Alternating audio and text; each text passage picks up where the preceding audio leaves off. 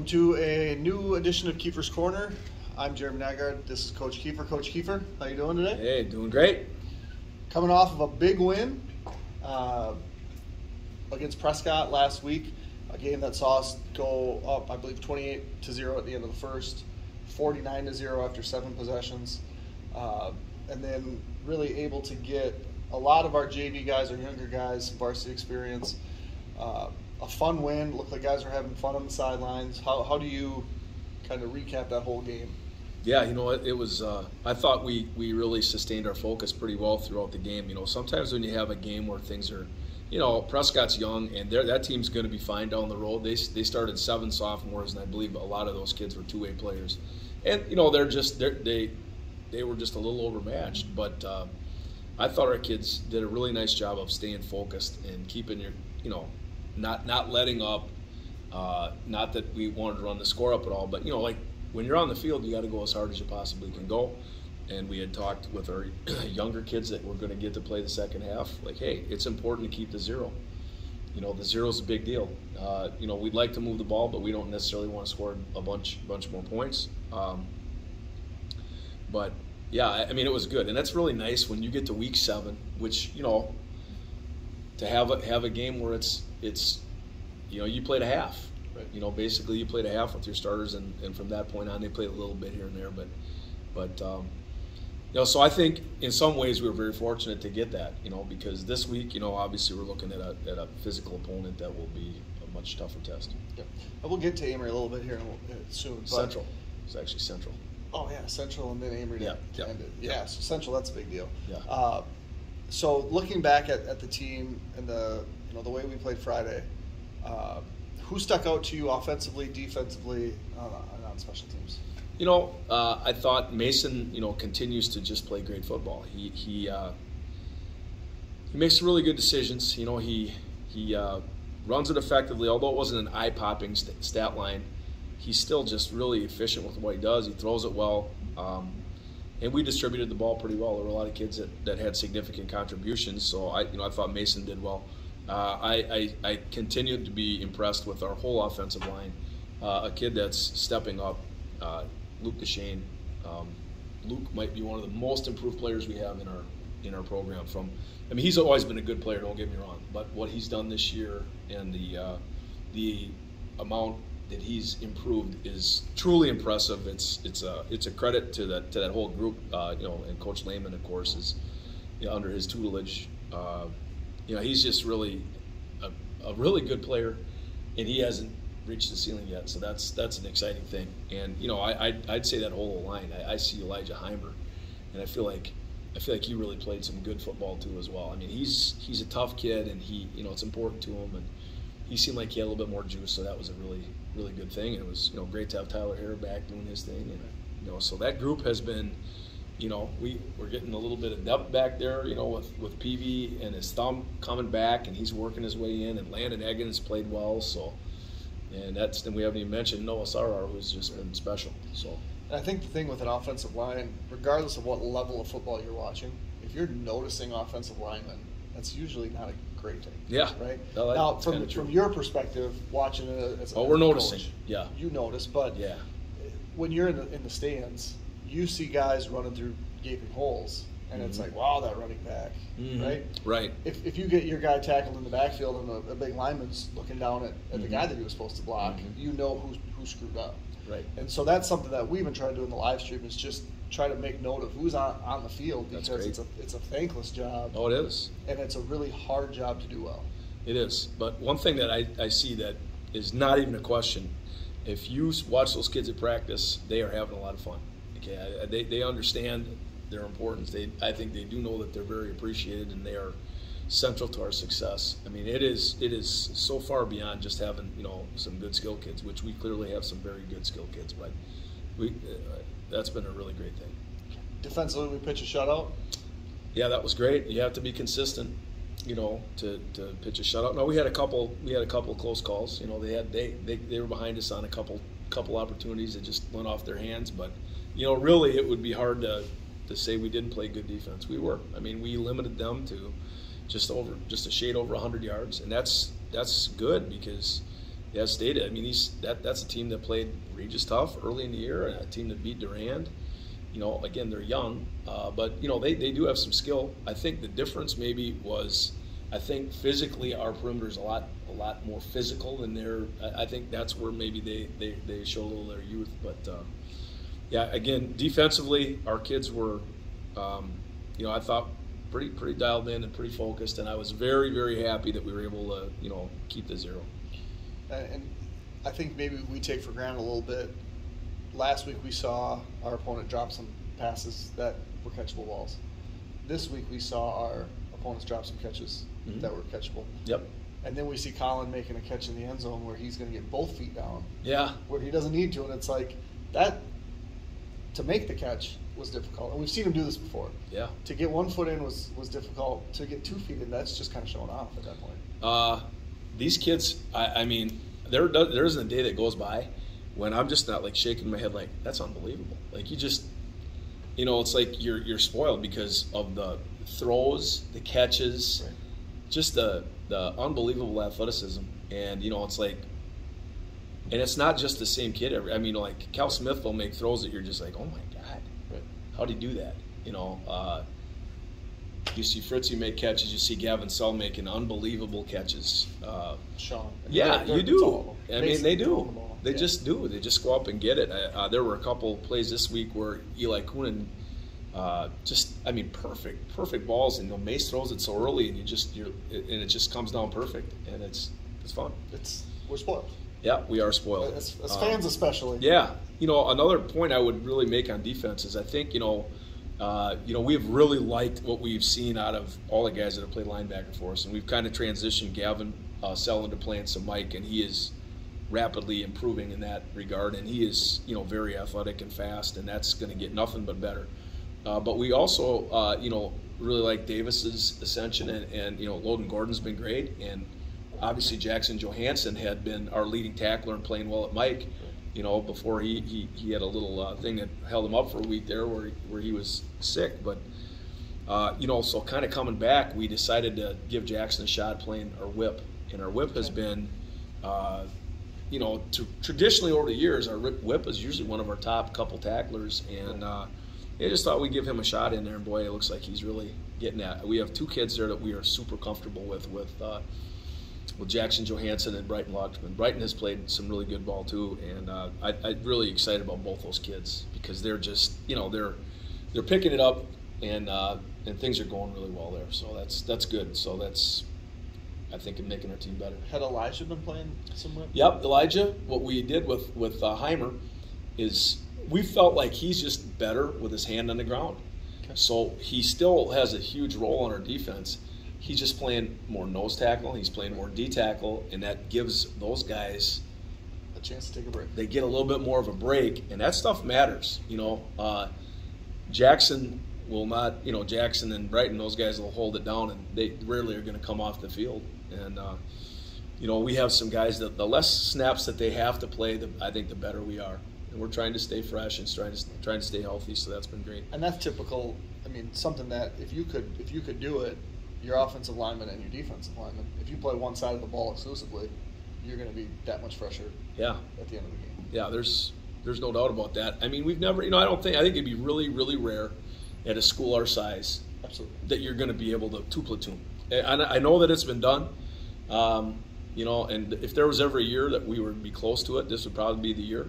But I still would argue that, the way we're doing it, I think we're getting the most out of what we have. But having guys, just if you're playing 60 or 65% as opposed to 100% on both sides of the ball. That's a big deal. Even with our talented receiving corps, those guys are all right now. We have it our rotation, so it's about 75% apiece, and I believe that's significant. And if you're a corner that's trying to cover a guy, after you've been playing receiver the whole game, that's just not. Right. It's not an enviable position to be that defender. That's true. Okay, so looking forward, before we get to Amer next week, we're going to go a little bit down the road, and we're going to play the St. Croix Central Panthers, who have been very, very good over the last handful of years. Absolutely.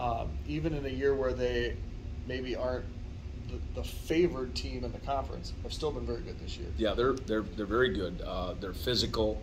a team that's 5-2, and they are absolutely, they're a very well coached team, and we know that we're going to get their best.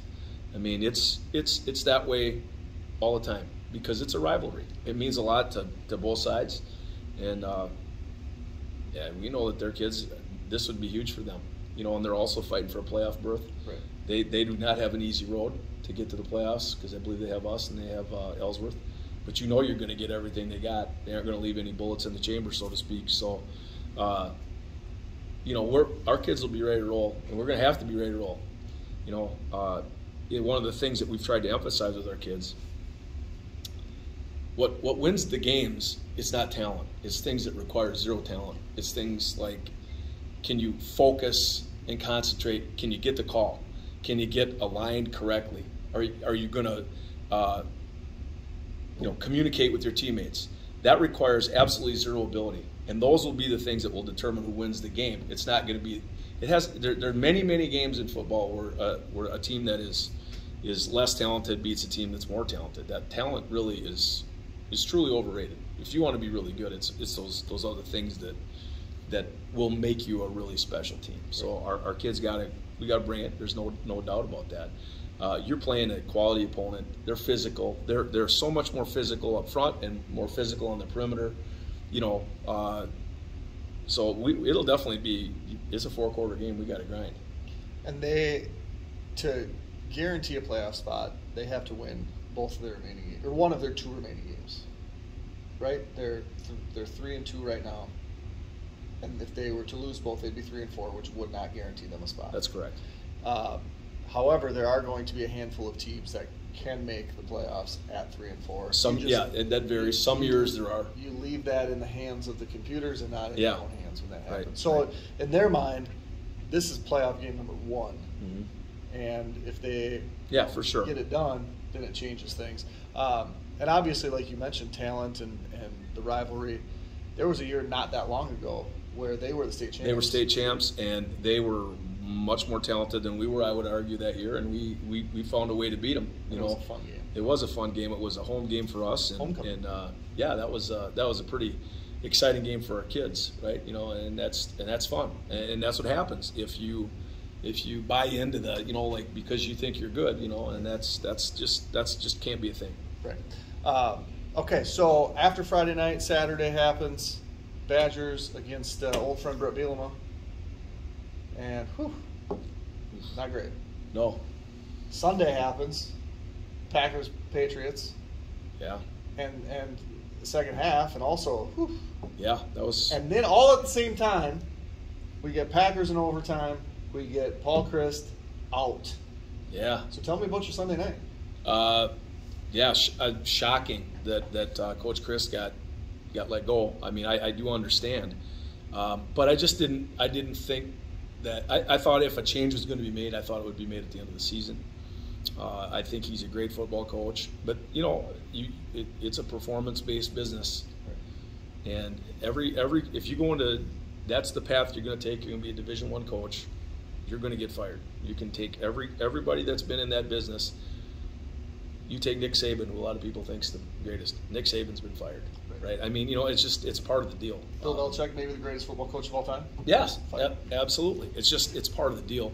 So, in my eyes, it doesn't diminish, Coach Chryst and the guy cared about Wisconsin football, and he's a terrific person. Great, not that I'm like super tight with Coach Chryst, but I did develop a relationship with him over a number of years when they were recruiting Jake and whatnot, and then going down for games and working camps and whatnot. So it mixed about that. Excited for Jimmy Leonard. I really think that he has some spectacular leadership qualities. So that's going to be fun to see how that kind of transpires over the course of the next. I watched his press conference the other day, and it's all short-term stuff, and that's all you can really do right now for him. They got to get the thing right and get him winning games. But it will be interesting moving forward if he indeed earns the chance to be the head coach at Wisconsin to see the direction that goes. I'd be very excited and interested to see that. And one thing, and I don't follow a lot of college football real closely outside of the Badgers, but the amount of stuff on social media of these players that Yeah. It's like the one guy I just saw tweeted something about Paul Chryst is one of my best friends. Yeah. You know, he's been my mentor. He's Coach Leonard's mentor. Yeah. Like this season, we're playing this season for Coach Chryst. Like just stuff that you maybe don't think about. And right. you just take this guy that's been so important to these young adults. It rocks their whole thing. Pluck them out. It does. It does. And they, you know, hopefully it can get calmed down so they can, you know, there's emotions that you got to deal with. You know, it's just they got to be able to go out and practice and get ready to play a game. You can't let that overtake your whole existence. But it is a big deal. And, you know, it impacts a lot of stuff. So we'll see what happens. I mean, I was very surprised that, again, at the timeline of the things. But, you know, they may be we don't know. I don't know what's going on. Maybe there was maybe they were really concerned about losing Coach Leonard because he's had a lot of suitors, including, you know, the Green Bay Packers offered him the coordinator position last year. And I think he also had some significant reach outs from Notre Dame recently. And don't you think, I mean, as the Badgers lose games, that they're just circling and they're just waiting, and somebody's just trying to play. Yeah, yeah. And so if you think that Chryst isn't your answer, and you think Leonard might be your answer, I mean, it almost would have been really hard to not make the move when you made the move, right? Because if you lose both of them, right, you're starting great. over. But there are some other coaches that have coached for the Badgers or coached in the state of Wisconsin. Yeah. That would maybe be really, really good options, including one guy down in Kansas who just so happens to have his team in the top 20. Yeah, that's true. You know, I would argue that the University of Wisconsin is a very, very good football job for a number of reasons. One, I think the fan base is I believe I read a thing that's the 8th largest fan base in the country. People that claim Wisconsin to be their favorite college team, number 8. So you got a lot of backers, you got a lot of fans. You know, I think that is a school that you can be very successful at. Now, can they get to another level where they're going into the college football playoff? I believe that is something that can happen. It has not happened. So that's the next challenge for the next coach. But I would say even if it didn't work out with Coach Leonard, it's the University of Wisconsin, and you're going to get a lot of good coaches that are interested. Everybody kind of hit the panic button, you know, when everyone was kind of flipped out when we lost. Which one? Bielema, Anderson, Dave Aranda. When Dave Aranda left, oh my God, Dave Aranda left. You know, we're never going to be good again. Not like we are under Coach Aranda. What are we going to do? Okay. And Wisconsin turned out just fine. Right? I mean, and Aranda also turned out fine. Yeah, Aranda's doing great. Yeah, no doubt. But I mean, that another guy that could be a candidate. But Aranda. But who knows? Dave Doran, Lance Leopold, Matt Rule. Have you heard that one? Yeah, I put zero stock in that. You're just paying for the job yourself with the. Oh no. I mean, I do have a lot of Badger apparel. That's for sure. But okay, so moving on from the Badgers. Yeah.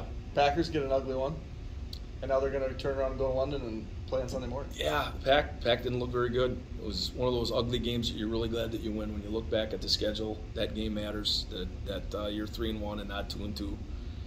So we'll see. You know, I didn't understand why when you have a rookie quarterback, you're not going to load the box and force him to beat you. It seemed like Pack were still playing like, you know, a little lighter box, and they were running the ball effectively. So it's like, let's make the young kid beat you.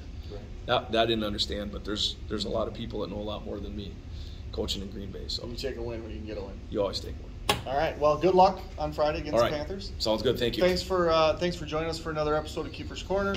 We'll be live from Central on Friday night. We'll see you there.